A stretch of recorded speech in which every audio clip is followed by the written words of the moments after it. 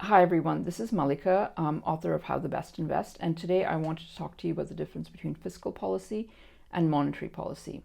And as the government intervenes in the economy much more with the coronavirus going on, fiscal policy and monetary policy are constantly in the news, and I, for one, get confused between the two. And when I'm reading very quickly, I have to stop and really think about which one is which.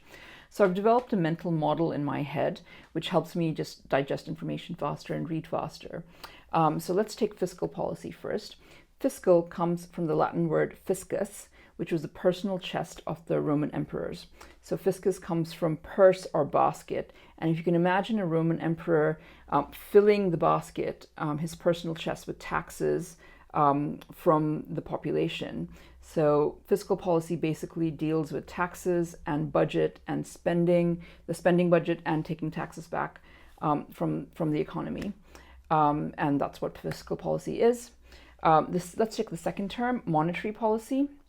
So monetary comes from the word moneta, which means mint, and comes from the Latin, again, Latin.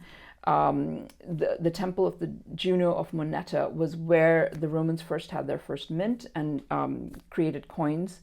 And so that the coins, Temple of Moneta, got tied to money and monetary policy. So if you can imagine a temple-like structure, which reminds me of what the Bank of England looks like, or the Fed Reserve looks like these temple-like, these buildings with columns and a triangular plinth on top.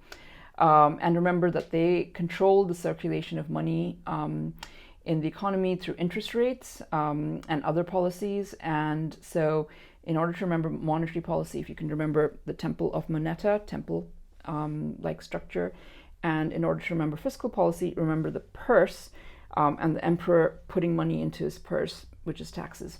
So I hope you find that useful, a useful mental model, and let me know what you think. Thanks very much.